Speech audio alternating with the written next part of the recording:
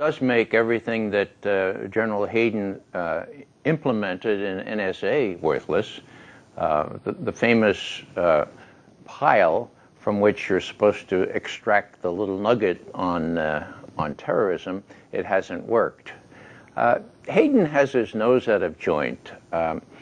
He's a neocon who is very dissatisfied these days, and particularly with the performance of German Chancellor Angela Merkel, because she's not acting obediently anymore.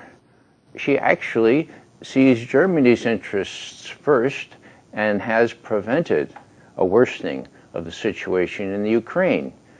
General Hayden doesn't like that.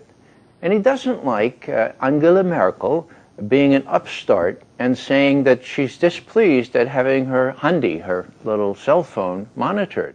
Well, she should know her place.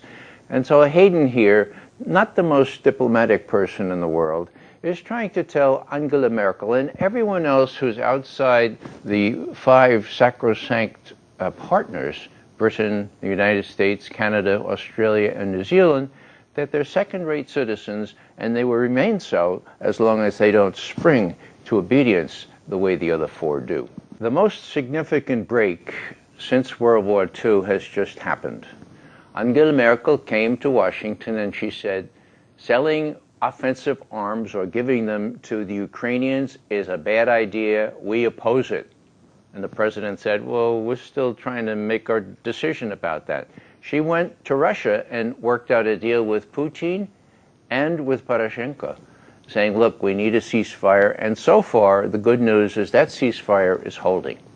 So I think the Germans, for the first time in 70 years now, are sort of coming out of adolescence into adulthood and are willing to stand up to the United States and say, look, our interests are not always the same as yours. We don't want a war in Central Europe, and we're going to prevent it. That translates into intelligence cooperations as well. Surely we have a very close relationship with the Bundesnachrichtendienst, the German external service, and that won't attenuate because everyone has an interest in preventing terrorism.